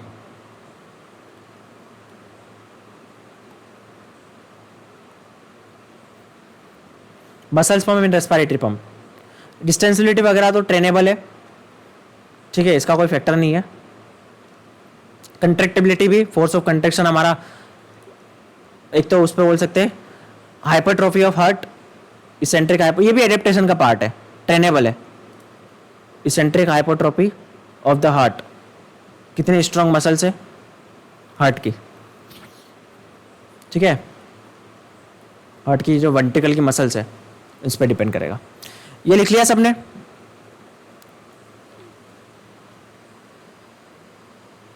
लिख लिया तो प्रेस लाइक कर देना, समझ में आ जाएगा मुझे, जिसने भी लिख लिया हो।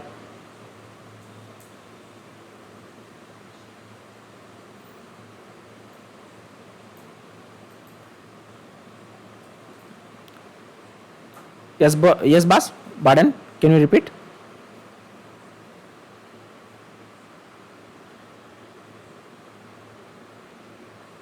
Yes, Venus return. Very good. Right. It is a Venus return. You can write here. Venus return.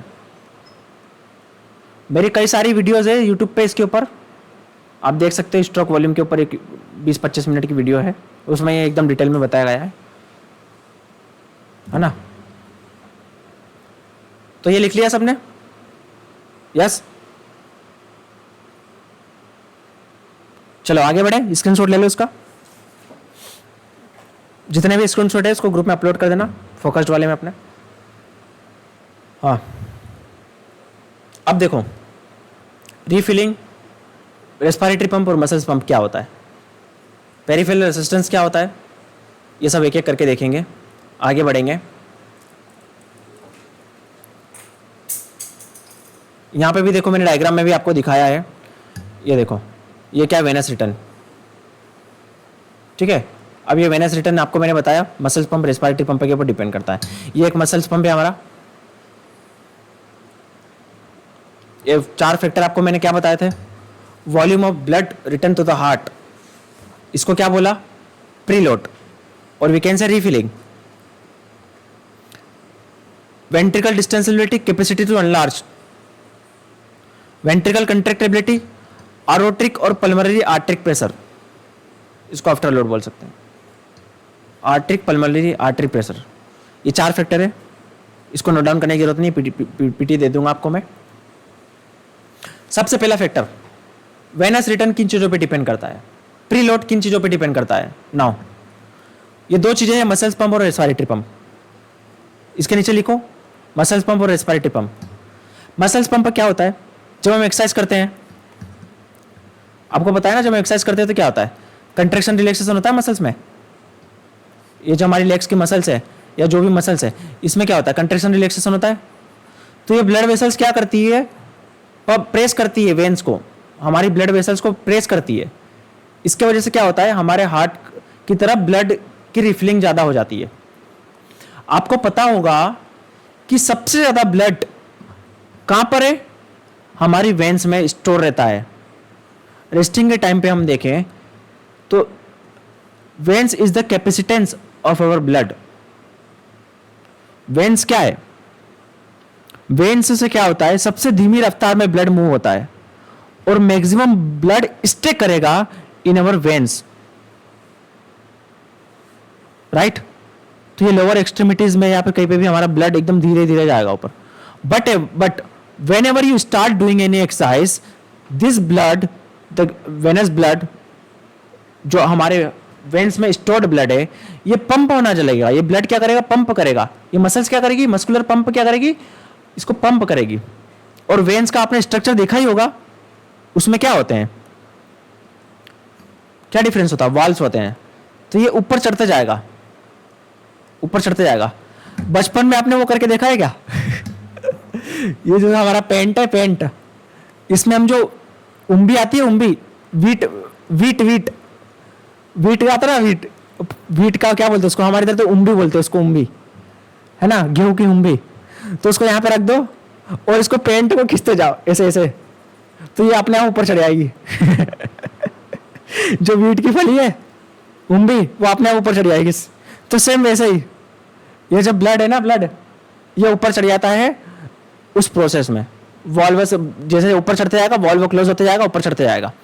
तो ये है मसल्स पंप, क्लियर है, that is a muscles pump. Second है रेस्पिरेटरी पंप। बच्चों रेस्पिरेटरी पंप क्या होता है, आपका एक इंट्राथोरेसिक केवेज होता है, इंट्राथोरेसिक केविटी होती है। उस इंट्राथोरेसिक केविटी में लंग्स है। ये मैं ऊपर से देख रहा हूं, कहां से देख रहा हूं, ये व्यू कहां से है, कौन सी पोजीशन से है, उसको क्या बोलते हैं यार, कौन सा प्लेन बोलते हैं, हॉरिजॉन्टल प्लेन। मैं हॉरिजॉन्टल प्लेन से देख रहा हूं ऊपर से, ठीक है। और यहाँ पे आपको हार्ट भी मिलेगा। तो ये क्या होता है, इंट्राथोरेसिक कैविटी जब हम एक्सरसाइज करते हैं तो क्या होता है, हमारा रेस्पिरेटरी रेट बढ़ जाता है ना, ब्रीथिंग रेट बढ़ जाता है, तो ये अप डाउन होगा, ये पंप करेगा, इसका जो वॉल्यूम है क्या होगा, कम होगा, इसका जो वॉल्यूम है क्या होगा, कम ज्यादा होता रहेगा। तो उस वजह से क्या होगा, इसका जो प्रेशर भी चेंजेस होगा, इंट्राथोरेसिक प्रेशर क्या होगा, चेंज होगा। तो वो प्रेशर की वजह से क्या होगा, ब्लड ऊपर की साइड चढ़ेगा, ऊपर की साइड चढ़ेगा, ठीक है, उस प्रेशर की जगह। बस इतना ही है रेस्पिरेटरी पंप में। तो जब हम ब्रीथिंग रेट बढ़ जाता है, हमारा फोर्स ऑफ रेस्पिरेशन बढ़ जाता है, हम डीप इनहेल एक्सहेलेशन करते हैं, तो उस प्रेशर में चेंजेस के कारण क्या होता है, ये ब्लड ऊपर की साइड में पुल होता है toward this upper body. Got it? So this is the respiratory pump and this is the muscle pump. Clear है सबको? प्रशांत, अमन, काजल, अनु, श्रुति, मधु, भूपेंद्र, निशांत, कमलेश, समझ में आ रहा? अतुल, ठीक है, respiratory pump and muscles pump. तो ये दो पंप है जो, ये अभी किस लिए रिस्पॉन्सिबल है, वेनस रिटर्न। तो क्या होगा, अल्टीमेटली क्या होगा, जब वेनस रिटर्न ज्यादा होगा तो रिफिलिंग ज्यादा होगी, ब्लड की रिफिलिंग ज्यादा होगी, है ना। अब यहां पे देखो, अब यहां पे आता है आपका एक और मैकेनिज्म, वो आगे जाके डिस्कस करेंगे हम, आगे अभी आ गया, चलो अभी डिस्कस कर लेते हैं। अभी कभी हमारा रिफिलिंग ज्यादा हो चुका है, अब रिफिलिंग ज्यादा होने की वजह से क्या होगा, क्या रिफिलिंग अगर ज्यादा हो गया, ठीक है। अब देखो, ये हमारा रबड़ है, ये रबड़ है, इसको मैं इतना ये पुल करूं, गिलोर देखी ना, गिलोर ये मारने का आता है पत्थर ठीक है, इसको इतना पुल किया मैंने, और इस रबड़ को मैंने इतना ज्यादा पुल किया, तो कौन सा वाला, ए वाला ज्यादा फोर्सफुल बेक आएगा या बी वाला आएगा फोर्सफुल, कौन सा वाला आएगा, ए वाला या बी वाला, ये बी वाला आएगा, है ना। वैसे ही अब यहां से ये कॉन्सेप्ट समझिए, इलास्टिसिटी वगैरह का थोड़ा सा समझिए, या फिर ये कॉन्सेप्ट को थोड़ा सा इसमें अप्लाई करना है आपको। इसमें ये मेरे हार्ट का चेंबर है, ये दोनों का सैंपल साइज क्या है, दोनों का साइज सेम है, इसमें इतना ज़्यादा ब्लड फिल हुआ, और इसमें ये सेम, दोनों का सेम साइज है, सेम हार्ट है, इसमें इतना फिल हुआ, तो इसमें प्रीलोड ज़्यादा है। तो प्रीलोड ज़्यादा होने की वजह से क्या होगा, इस ब्लड का जब ये पंप होगा ना, तो इसका फोर्स ऑफ कंट्रेक्शन भी ज़्यादा होगा। क्यों? क्योंकि इसका प्रीलोड ज़्यादा है, प्रीलोड ज़्यादा होने की वजह से क्या होगा, इसका फोर्स ऑफ कंट्रेक्शन भी ज़्यादा होगा, फोर्स ऑफ कंट्रेक्शन। इसके रीजंस क्या है कि मैक्सिमम मसल फाइबर में क्या होगा, मसल फाइबर लेंथनिंग हो जाएगी ज़्यादा इसमें, और मसल फाइबर जैसे मैंने स्टार्लिंग रबर को लेंथनिंग करा था, वैसे ही मसल फाइबर लेंथनिंग हो जाएगी, और एक्टिन मायोसिन का क्रॉस भी ज़्यादा बन जाएगा इसमें। तो जब ये रिटर्न बैक आएगा ना, तो ज़्यादा ही फोर्स ऑफ कंट्रेक्शन होगा, तो प्रीलोड के वजह से क्या हुआ, फोर्स ऑफ कंट्रेक्शन भी बढ़ा, और इस मैकेनिज्म को हम बोलेंगे फ्रैंक स्टार्लिंग मैकेनिज्म।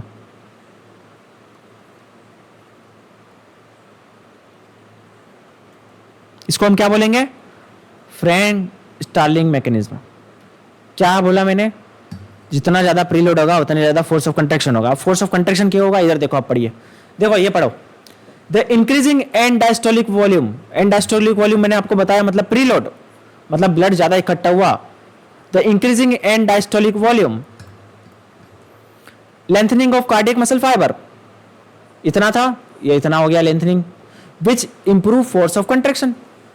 उसके वजह से क्या हुआ, उसके वजह से क्या हुआ बच्चों, एंड डायस्टोलिक वॉल्यूम के बढ़ने की वजह से क्या हुआ, फोर्स ऑफ कंट्रेक्शन बढ़ा, फोर्स ऑफ कंट्रेक्शन बढ़ा।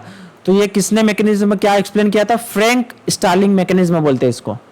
क्या बोलते हैं इसको, फ्रैंक स्टार्लिंग मैकेनिज्म, है ना। The mechanism to explain the influence of fibre length on cardiac contractibility is that increasing length of cardiac muscle fibre, increasing the length of, ये इसके वजह से क्या हुआ, increasing the length of cardiac fibre, cardiac fibre की length में increment हुआ, increasing the myosin crossbridge interaction with actin result in crossbridge contraction. क्या रीजन है? Myosin cross bridge. ठीक है, ज्यादा से ज्यादा बनेंगे। तो ये क्या हो गया, इसकी वजह से क्या हुआ, क्या हुआ, मैं जो फ्लो चार्ट बना रहा हूं वो बना लिया जो बच्चों। इधर की साइड में एंड डायस्टोलिक वॉल्यूम बढ़ा, उसकी वजह से क्या हुआ, कार्डिक मसल फाइबर की लेंथ बढ़ी, और ये क्या हुआ, मायोसिन, ये लिखो सब, ऊपर वाला लिखो पहले, मायोसिन एक्टिंग। अब मायोसिन एक्टिंग जिसको नहीं पता है, हम स्लाइडिंग फिलामेंट थ्योरी में पढ़ेंगे, don't worry. Myosin acting cross bridge, इसके वजह से क्या हुआ, इसके वापस इधर आ जाओ, यहां पे इसको मिटा दो, ये बीच वाला, ये फ्लो चार्ट बनाओ सब, और हेडिंग डाल दो फ्रैंक स्टालिन मैकेनिज्म। जिसने बना लिया वो प्रेज लाइक, ऊपर हेडिंग डाल देना फ्रैंक स्टालिन मैकेनिज्म। आपको नोट्स बना रहे हैं फ्लो चार्ट में, सेंटेंस के फॉर्म में कॉपी से नहीं निकलना है, ऐसे फ्लो चार्ट में बनाओगे 2 मिनट में रिवाइज हो जाएगा। जब आप 1-2 महीने बाद भी पढ़ोगे, it will take very little time to revise all the concept.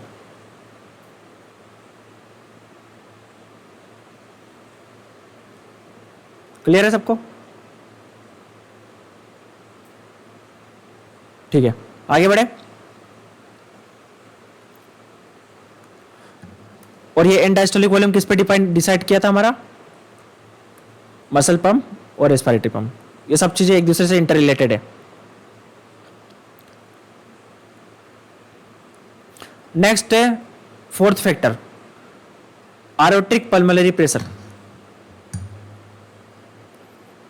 अब जैसे मैंने आपको डायग्राम बताया था, ये वाला चेंबर से ब्लड निकलने में मुश्किल होगा, ये वाले चेंबर से ब्लड निकलने में मुश्किल होगा, और ये वाले चेंबर से इजीली ब्लड निकल जाएगा। तो क्या होता है, ब्लड वेसल्स में क्या हो जाता है, पेरिफेरल ब्लड वेसल्स में क्या होता है, वेसोडायलेशन होता है। पेरिफेरल वर्ड से क्या समझते हो आप, सराउंडिंग। जो भी ब्लड वेसल्स है हमारे हार्ट में, जो ब्रांचेस है ब्लड वेसल्स की, हमारे लिम्स में, हमारे हाथ में, हमारी पैर में, जो भी स्केलेटल मसल्स की जो ब्रांचेस है, इसको बोलते हैं पेरिफेरल ब्लड वेसल्स। ठीक है, और ये पेरिफेरल ब्लड वेसल्स क्या हो जाती है, वेसोडायलेट हो जाती है। वेसोडायलेट मतलब, वेसो मतलब ब्लड वेसल्स, और डायलेशन का मतलब इनका क्रॉस सेक्शन एरिया बढ़ जाना, increasing cross section area, increasing cross section area, इसको बोलेंगे वेसोडायलेशन, वेसोडायलेशन। अब ये अगर वेसोडायलेशन हो जाता है पेरिफेरल ब्लड वेसल्स का, तो क्या होगा, जो हार्ट से ब्लड पंप करके आ रहा है वो इजीली फ्लो हो जाएगा ब्लड वेसल्स में, सिंपल सी बात है। ठीक है, decreasing total peripheral resistance. Total peripheral resistance का मतलब क्या हुआ, ये जो peripheral blood vessels resistance exert करती है ब्लड के मूवमेंट के ऊपर, मतलब क्या होगा, एक मिनट, क्या हुआ, सुनाई दे रहा है, अरे कोई दिक्कत नहीं। ये देखो, ये जो पेरिफेरल ब्लड वेसल्स है, देखो ये ध्यान से देखो, ये क्या है, पेरिफेरल ब्लड वेसल्स। अब ये जो मूवमेंट करता है ब्लड का, तो जो रेसिस्टेंस फेस करता है blood while moving through this peripheral resistance, peripheral blood vessel, जिसको क्या बोलेंगे, पेरिफेरल रेसिस्टेंस। समझ में आ रहा है आपको? इधर एक डायग्राम के से थ्रू समझाता हूं मैं आपको।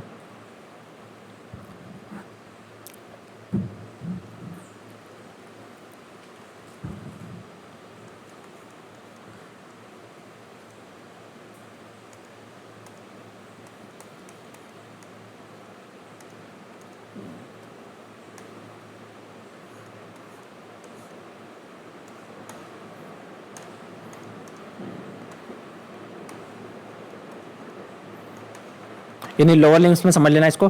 तो ये टोटल क्या है, अगर ये क्या रहेगा, इसका रेसिस्टेंस कम हो जाएगा। ठीक है, ये क्या है, इसको क्या बोलेंगे, सारी ब्लड वेसल्स को क्या बोलेंगे, peripheral blood vessels, peripheral blood vessels.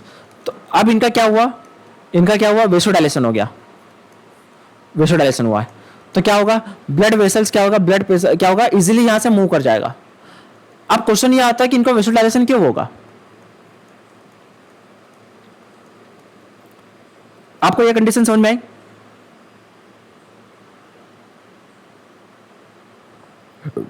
Madhulika, Atul, नींद तो नहीं आ रही है किसी को? निशांत, हर्ष, कमलेश,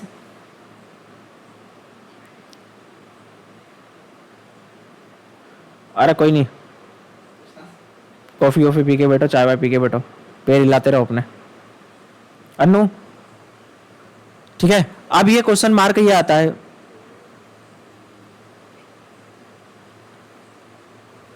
ओके नाउ, अब ये ब्लड वेसल्स वेसोडाइलेशन क्यों होगी?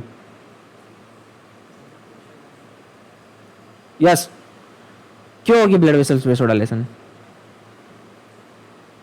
जब हम कंटिन्यूस रनिंग करेंगे तो क्या होगा, ये जो मसल्स है ना, ये मसल्स में क्या होगा, और ये ब्लड वेसल्स में क्या होता है, क्या होता है, एपिथेलियल सेल्स होती है।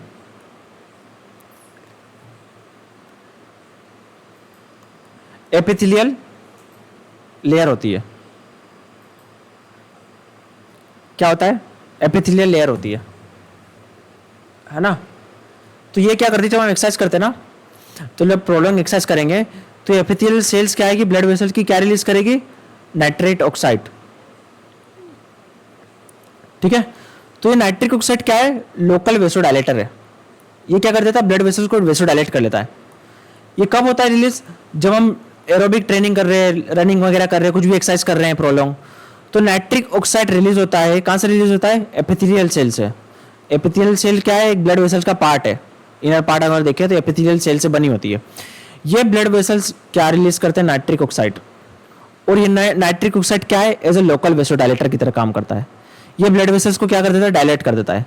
इसका क्रॉस सेक्शन एरिया बढ़ जाएगा। क्लियर है? और क्या लोकल वेसोडाइलेटर्स डायलेटर्स है, और भी है, पोटेशियम हो सकता है, और लैक्टिक एसिड भी हो सकता है, और बहुत सारे हैं लोकल वेसोडाइलेटर्स। मैं आपको आगे जाके बताऊंगा। सबसे इंपॉर्टेंट है नाइट्रिक ऑक्साइड, ये लिख लो सब। ठीक है, तो नाइट्रिक ऑक्साइड क्या करता है, जब हम एक्सरसाइज करते हैं तो रिलीज होता है, ब्लड वेसल डायलेट होती है। ये ब्लड वेसल डायलेट होने की वजह से क्या होता है, ये पेरिफेरल रेसिस्टेंस कम हो जाता है। ये ब्लड वेसल वेसोडाइलेशन की वजह से क्या होता है, टोटल पेरिफेरल रेसिस्टेंस क्या होता है, कम हो जाता है। टोटल पेरिफेरल रेसिस्टेंस कम होने की वजह से क्या होता है, आफ्टर लोड क्या हो जाएगा, कम हो जाएगा, इजीली ब्लड मूवमेंट होगा, और स्ट्रोक वॉल्यूम क्या होगा, इजीली होगा। ये right it down. Pulmonary pressure, arterial pressure कम हो जाएगा। ठीक है, ब्लड इजीली मूव कर जाएगा। स्क्रीनशॉट ले लिया इसका। तो ये था हमारे स्ट्रोक वॉल्यूम के चारों पार्ट, है ना। आगे पढ़ेंगे हम कल।